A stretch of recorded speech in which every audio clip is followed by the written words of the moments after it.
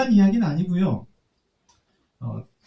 이제 타교단인데 한 대형 교회 세습 논란이 있었습니다. 아들에게 교회를 물려주고자 하는 그 모습에 대해서 많은 이들이 질타가 있었고, 그 문제에 대해서 그 교단이 그 노회인가 총회인가를 했습니다.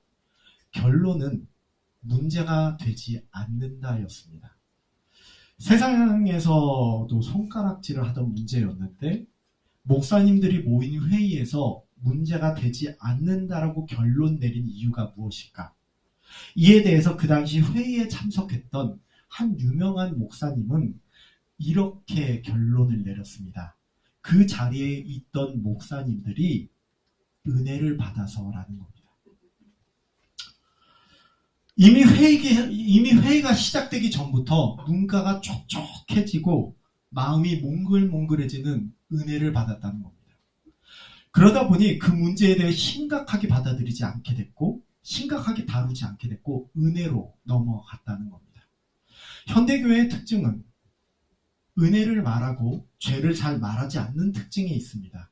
하나님은 너를 위로해 주시고, 하나님 사랑의 눈으로 너를 어느 때나 바라보시고, 하나님이 인자한 뭐죠? 기로서 언제나 너에게 귀 기울이시. 하나님은 네가 어떤 상황이든 너의 편이 되어 주신다. 괜찮아. 넌 잘하고 있어. 힘들지? 주께서 널 응원해 주셔. 그러다 보니 어느새 심각한 죄의 이야기는 잘 안 꺼내게 됩니다. 몽글몽글한 은혜가 존재하게 됩니다.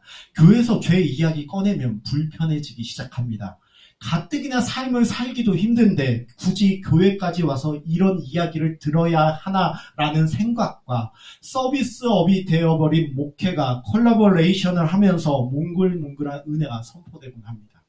하지만 우리 생각해 보십시다. 바울이 로마서에서 풍성한 은혜를 말하기 전에, 이전에 모든 사람이 하나님 앞에 얼마나 심각한 죄를 저질렀는지 이것부터 선포했다는 것입니다. 종교개혁이 일어날 수 있었던 것은 교회의 악함에 대하여, 교회의 죄에 대하여 교회 고개 돌리지 않았기에 가능했던 일입니다. 분명히 크고 풍성한 하나님의 은혜는 선포되어져야 합니다. 하지만 죄를 스킵한 은혜의 선포는 은혜를 싸구려로 만들어버립니다. 사무엘하 11장은 다윗의 죄를 적나라하게 기록하고 있습니다. 이렇게나 많이요. 처음부터 끝까지 다 다윗의 죄에 대해서 기록하고 있습니다. 다윗이 죄를 저질렀다, 이 사실 하나만 전달하려면 굳이 이렇게 많이 기록할 필요가 있을까요? 그냥 이렇게 기록하면 되는 거 아닙니까? 다윗이 신하 우리아의 아내 밧세바를 데려다가 간통죄를 저지르고, 밧세바가 임신하자 이것이 알려지는 것이 두려워 우리아를 살해하고 밧세바를 왕궁으로 데려왔다. 이거보다 조금 더 자세하게 기록해도 3-4줄이면 끝날 이야기입니다.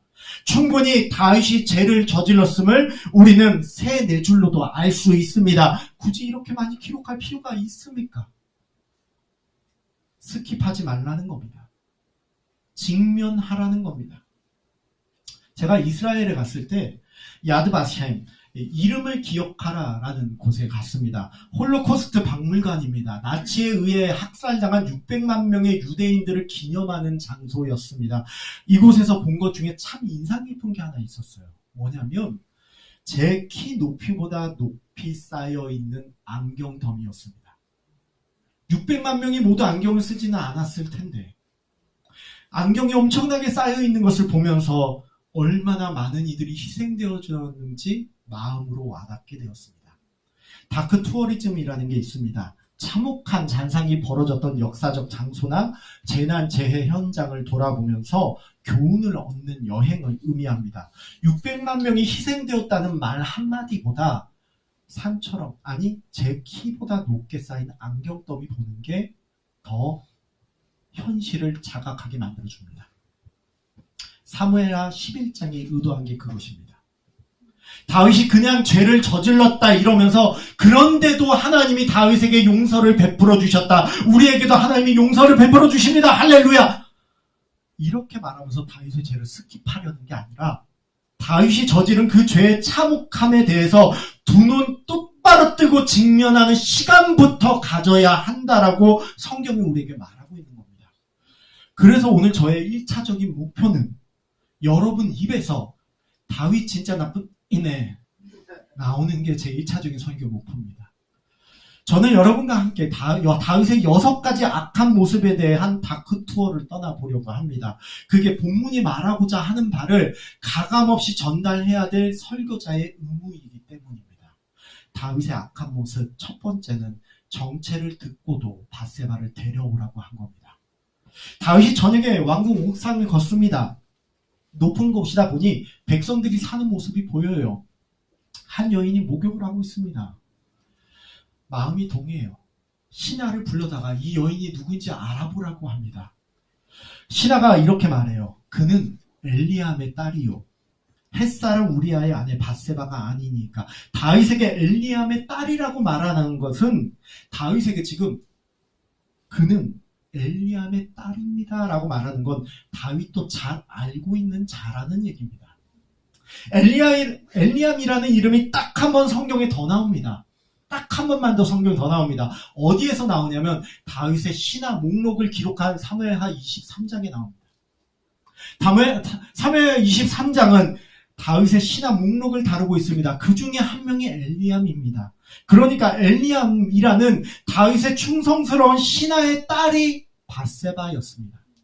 그런데 엘리암의 아버지가 누군지도 나옵니다. 아버지는 길로 사람 아히도벨이라고 합니다. 밧세바의 할아버지인 것이죠.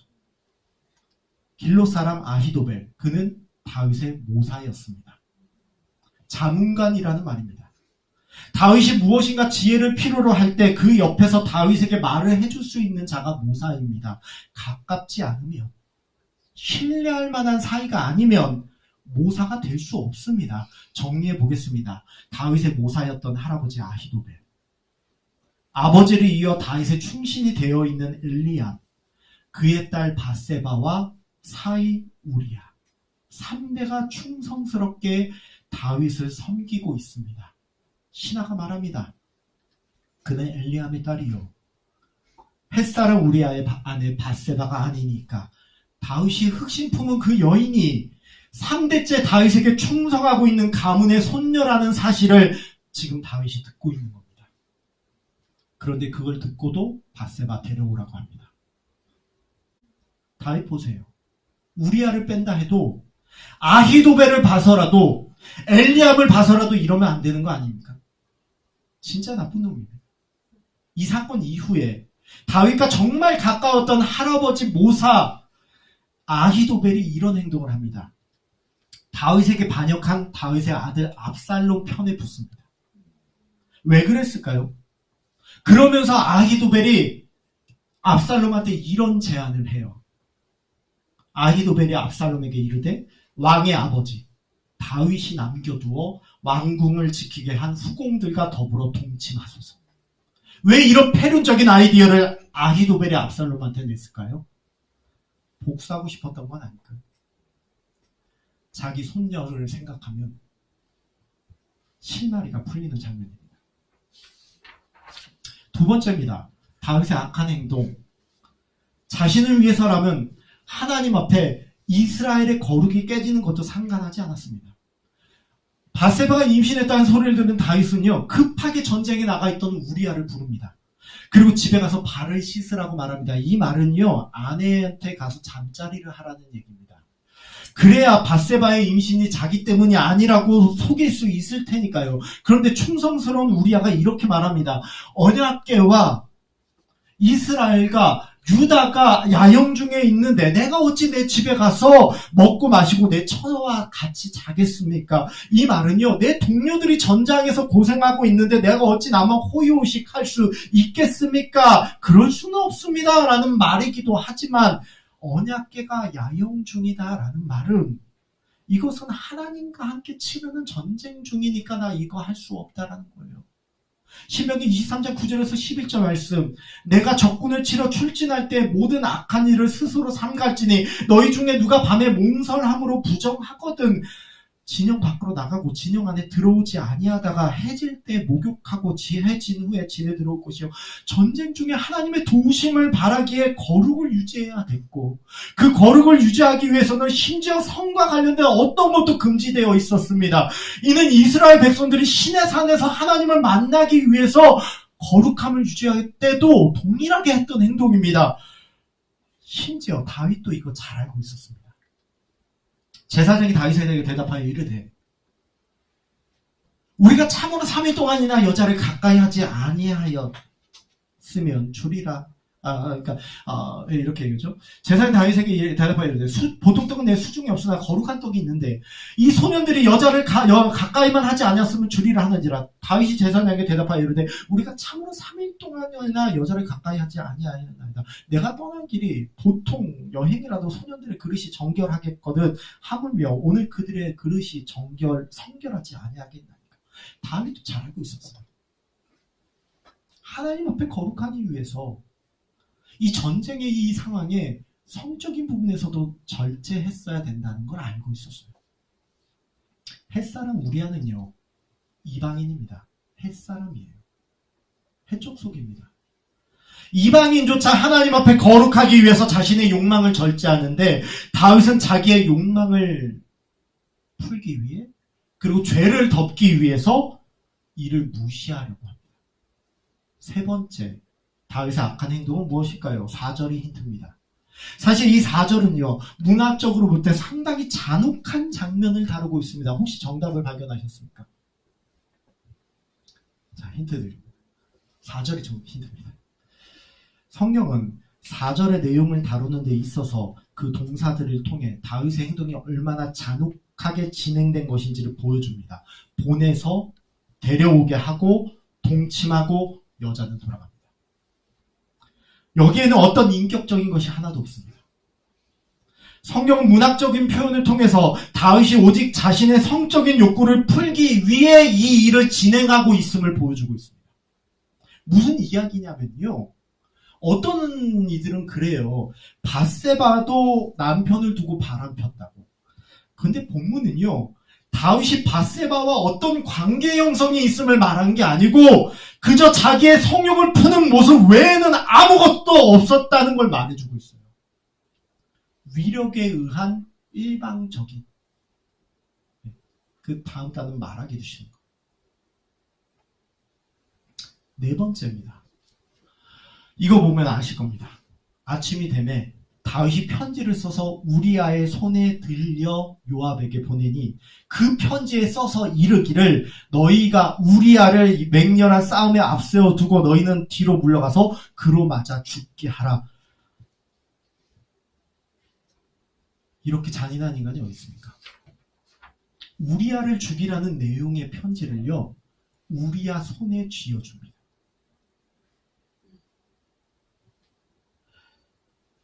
누가 그렇게 이야기할 수도 있어요. 그건 편지 들고 갈 사람이 우리아밖에 없어서 그런 거 아닙니까? 아니요. 나쁜 놈입니다. 다른 사람들도 다 있었어요.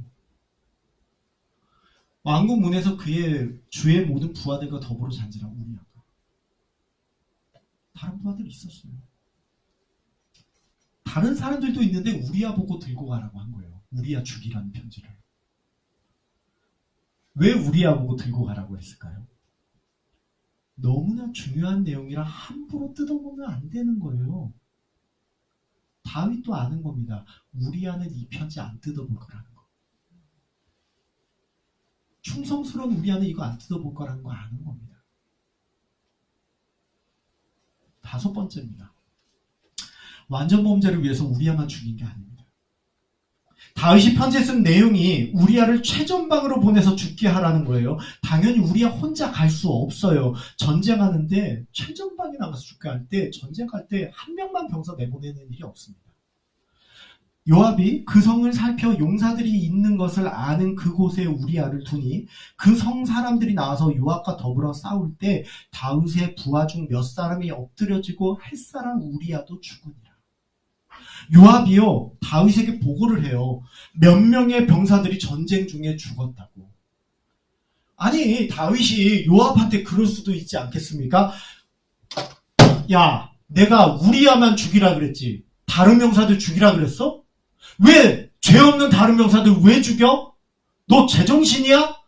다윗이 그럴 수도 있잖아요. 그래서 그래 요압이 보고를 해요. 우리야 포함해서 몇 명의 병사들이 죽었습니다. 이렇게 보고를 해요. 그 보고받은 다윗의 반응이 어떤지 아십니까?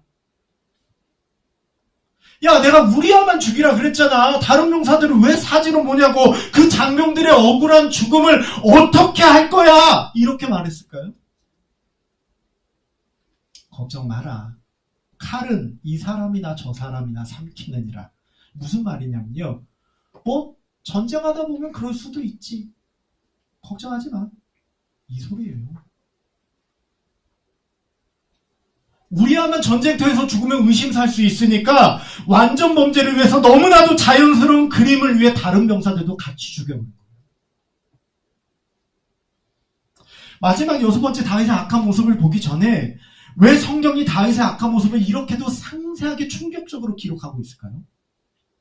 어쩌면 오늘 다윗 이야기를 들으면서 어떤 분은 심한 충격을 받았을 수도 있습니다. 마치 제가 홀로코스트 박물관에서 그 쌓여있는 안경들을 보면서 쌓여있는 작은 언덕만큼 쌓여있는 신발 더미를 보면서 구역질하는 나치의 행동에 충격받고 붕괴하게 된 것처럼 어떤 분은 다윗의 다크투어를 하면서 내가 그렇게 좋아했던 다윗이 이런 사람이라고 이거 말도 안 돼. 나 믿을 수 없어. 이럴 수도 있습니다. 왜냐하면 우리는 여호와 앞에서 그렇게 순전하게 춤추던 다윗을 기억하기 때문이에요. 너무나도 순수한 마음으로 하나님의 집을 지어드리고자 하는 다윗을 기억하기 때문이에요. 여호와는 나의 목자시니 내게 부족함이 없으리로다 말하며 정말 하나님 앞에 올바르게 서고자 했던 다윗을 기억하고 있기 때문이에요. 그래서 충격을 받습니다. 사무엘하 11장의 다윗의 모습과 너무 대조되고 있거든요. 왜 다윗의 범죄를 성경이 그렇게 상세히 기록해 놓았을까요? 이 사실을 전달하고 싶어서 그래요. 왜 그렇게 상세히 기록하고 싶었냐면 이걸 전달해주고 싶어서 그래요. 이쪽도 저쪽도 다 진실한 다윗이다. 어느 한쪽의 모습이 허상이 아니고 양쪽 다 다윗이다. 사무엘서는요. 여호와가 어떤 분인지 말해줍니다. 여호와는 죽이기도 하시고 살리기도 하는 분이시고 가난하기도 하시고 부하기도 하시는 분이고 여호와는 이렇게도 하실 수 있고 저렇게도 하실 수 있다. 사무엘서는 여호와가 어떤 분인지 우리에게 가르쳐줘요. 그런데 동일하게 사람이 어떤 존재인지도 가르쳐줍니다. 사람이 이렇게도 할 수 있고 저렇게도 할 수 있다.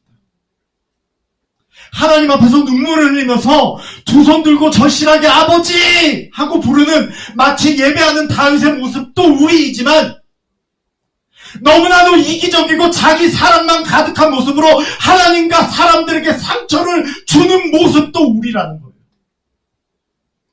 어느 하나만 우리가 아니라는 겁니다. 다윗의 악한 모습을 보는 게 왜 그렇게 마음이 아프냐면 내 모습 보는 것 같아서. 나라고 다르지 않습니다. 여러분이라고 다르지 않습니다. 진실하게 하나님을 섬기려는 모습도 다윗이지만 하나님과 사람 앞에 끔찍한 범죄를 저지르는 것도 다윗입니다. 저는 어떤 분이 하나님 앞에 눈물로 예배 시간에 기도한 뒤에 예배 끝나고 나서는 너무나도 차가운 모습으로 사람들에게 상처를 준다면 그 눈물로 기도했던 모습은 위선적인 것이고 저 차가운 모습이 진짜구나 이렇게 생각하지 않아요. 그 앞선 모습도 그분이고요. 이 모습도 그분인 거예요. 그래서 무서운 겁니다. 나는 신실한 다윗일 뿐 저런 다윗은 아니야. 장담할 수 없기 때문이에요. 성경이 신실한 다윗 뒤에 어두운 다윗 이야기를 보여준 이유는 우리도 다윗이라는 거예요. 그렇다면 이제 제일 중요한 문제가 남았습니다. 이것도 다윗이고 저것도 다윗이면 어떻게 다윗이 저렇게 망가질 수 있을까? 신실한 다윗이 어떻게 저렇게 변할 수 있을까? 그 답이 다윗의 6번째 악한 모습에서 나옵니다. 다윗이 요압에게 말해요. 이 일로 걱정하지 말아라. 이 일로 걱정하지 말아라. 알예라 브예네카 에트 하다바르 하제흐. 원문을 해석하면 원래는 이런 말입니다. 이 일로 걱정하지 말아라가 아니라 이 일을 악한 것으로 보지 말아라. 하제흐가 디스고 다바르가 일입니다. 이 일을 얘라 악한 것, 너의 눈에 악한 것으로 보지 마라. 이 일을 악한 걸로 보지 마라. 누가 봐도 악한 일인데 악한 걸로 보지 말랍니다. 하지만 그 일을 하나님은 악한 일로 보십니다. 성경은 다윗이 얼마나 악한지를 말하는데 정작 다윗 스스로는 악하지 않다고 말하고 있는 겁니다. 다윗이 어떻게 저렇게 망가질 수 있었을까요? 자신의 그 행동을 하나님의 눈으로 보지 않았기 때문입니다. 자기 눈으로 봤기 때문입니다. 우리는 우리의 죄를 미화하려는 경향이 있습니다. 자기의 행동이 잘못임을 아는 것과 그것이 하나님 앞에 통해할 만한 악으로 여기는 것은 큰 차이가 있습니다. 이쯤이야 이게 뭐가 어때서? 그건 실수지. 다른 사람들도 다 그러잖아. 내가 하는 게 뭐 그렇게 비난받을 일이야? 날 악하게 보지 마. 내 생각은 그렇지 않아. 그런데 하나님도 그렇게 보실까요? 다윗이 어떻게 저렇게 망가졌습니까? 하나님 눈으로 보지 않았기 때문입니다. 어느새부턴가 목사의 설교가 내 이야기로 들리지 않기 시작하셨다면 미화가 시작되고 있는 겁니다. 어느새부턴가 말씀이 들리지 않게 되셨다면 이미 미화가 시작되신 겁니다. 나를 존중히 여기는 자를 내가 존중히 여기고 나를 멸시하는 자를 내가 경멸하리라. 하나님의 눈으로 내 행동을 점검하지 않게 될 때 하나님 멸시가 시작됩니다. 그때부터 하나님과의 관계는 멀어지기 시작합니다. 과연 나의 그 모습이 하나님 보시기에 악하지 않은지 말씀 앞에서 설교 앞에서 돌아보십시오. 여러분의 판단이 중요한 게 아닙니다. 왜냐하면 우리는 우리 죄를 미화하려고 합니다. 이 정도 갖고 왜 그러냐고. 그런데 하나님도 그렇게 생각하실까요? 말씀 앞에서 설교 앞에서 돌아보십시오. 그래야 삽니다. 같이 기도하겠습니다.